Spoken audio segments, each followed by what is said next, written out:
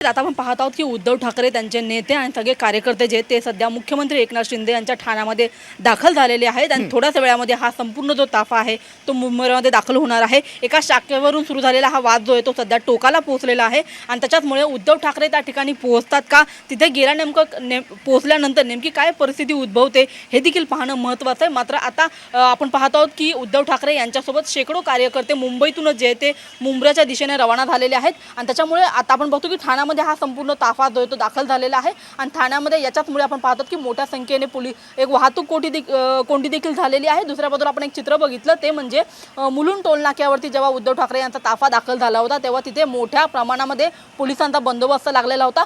Toll Rupali पोलिसांनी कोणाला अडवलं नाही ना, कारण या कारच्या ताफ्याबरोबर दुचाकीवरून देखील अनेक शिवसेनेचे कार्यकर्ते, ठाकरे गटाचे कार्यकर्ते मुंबऱ्यात पोहोचतायत।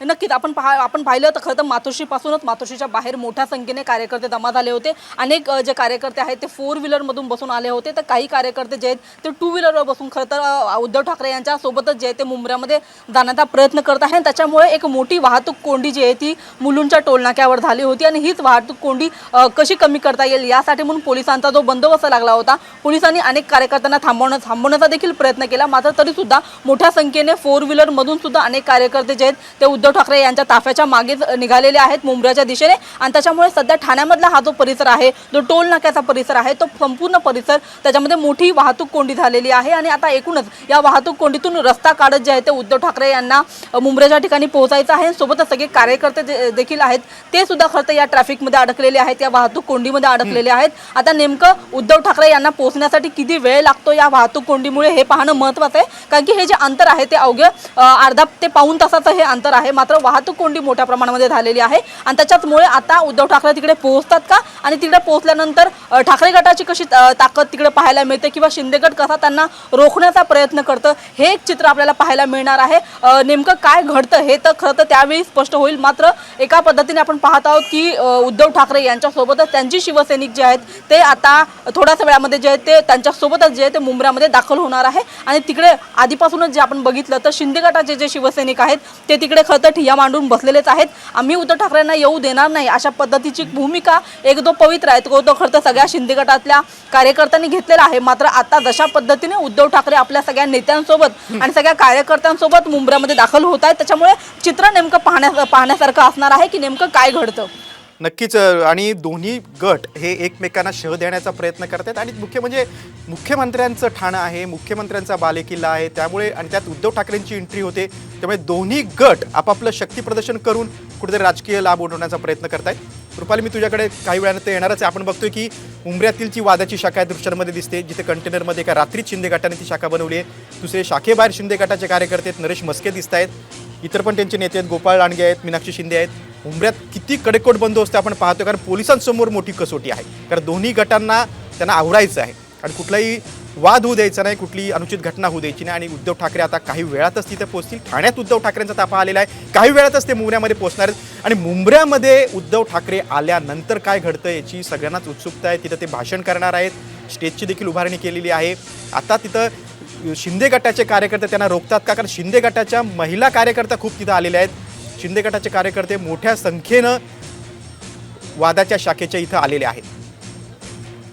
आपण ही थेट दृश्य बघतोय की किती प्रमाणात मोठ्या प्रमाणात पोलीस बंदोबस्त आहे, अतिरिक्त तुकड्या आहेत पोलिसांच्या आणि हीच ती शाखा आहे जिथे ज्या शाखेवरनं हा सगळं राजकीय घमासान सुरू आहे। मुंब्र्यामध्ये जी शाखा उद्धव ठाकरे गटाची शाखा पाडून तिथे एका रात्रीत कंटेनरमध्ये शिंदे गटानं शाखा तयार केली होती, त्यानंतर उद्धव ठाकरेंच्या स्वागताचे फलक देखील फाडण्यात आले होते आणि त्याच्यावरूनच हा सगळा राजकीय गदारोळ सुरू झालेला आहे। उद्धव ठाकरेंचं स्वागत जोरात सुरू करतायत आणि उद्धव ठाकरेंच्या गटाला जितेंद्र आव्हाडांकडून, शरद पवार गटाकडनं देखील खूप मोठं पाठबळ मिळतंय आणि हे स्टेज आहे जिथे उद्धव ठाकरे भाषण करणार आहेत। आपण थेट जाऊया, आमचे प्रतिनिधी विनय म्हात्रे तिथे उपस्थित आहेत। विनय, आपण हे दृश्य बघतोय ते म्हणजे उद्धव ठाकरेंचं स्टेज आणि इथूनच उद्धव ठाकरे सगळ्यांना मार्गदर्शन करणार आहेत। त्यांचं भाषणची उत्सुकता सर्वांनाच आहे, कारण हा सगळ्या राजकीय गदारोळामध्ये आता कुठेतरी दोन्ही गट आपला राजकीय लाभ उतरवण्याचा प्रयत्न करतायत। सद्यस्थिती काय, किती वेळात उद्धव ठाकरे तिथे पोहोचू शकतात?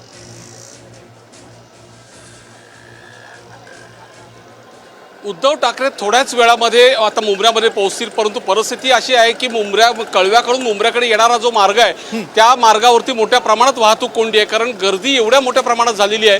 त्यामुळे ही वाहनांच्या वाहतूक कोंडीचा फटका हा उद्धव ठाकरे यांना नक्कीच बसणार आहे आणि त्याच्यामधूनच वाट काढत उद्धव ठाकरे त्या शाखेच्या काही अंतरापर्यंत जिथे स्टेज आहे त्या स्टेजपर्यंत पोहोचणार आहेत.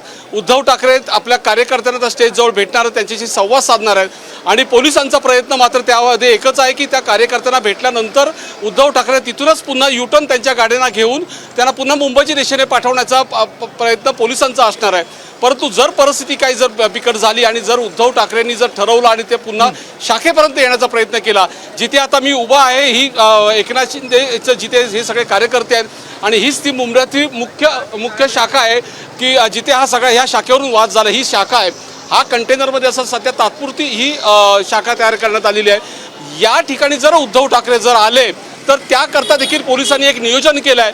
तो नियोजन म्हणजे हे जे बॅरिकेड्स इथे लावलेले आहेत त्या बॅरिकेड्सबरोबर पोलिसांचा खूप मोठा कडा यांनी तिकडे तयार केलेला आहे. आपण बघू शकता की पोलीस कशा पद्धतीने बॅरिकेड्सच्या बरोबरच पोलीस इथे आहेत आणि याचं एकच प्लॅनिंग आहे की जर उद्धव ठाकरे जर या इथपर्यंत जर आले तर मात्र एकनाथ शिंदे गट आणि उद्धव ठाकरे गटामध्ये त्यांच्यामध्ये कोणता वाद होऊ नये किंवा आणखीन कुठला अनुचित प्रकार होऊ नये याकरता हे बॅरिकेड्समध्ये या कार्यकर्त्यांना इथे बाहेर येऊ दिलं जाणार नाही आहेत.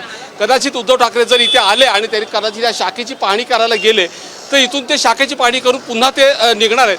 जसं मगाशी जितेंद्र आव्हाड यांनी सांगितलं की पोलीस आयुक्त जे आहे जयजीत सिंग यांनी देखील त्यांना फोनवरून सांगितलेलं आहे की तुम्ही या दौरा करा, पाहणी करा, मात्र कोणताही वाद होणार नाही याची काळजी दोन्ही पक्षांनी घ्या, असं त्यांनी पण जितेंद्र आव्हाड यांना म्हटलं होतं फोनद्वारे.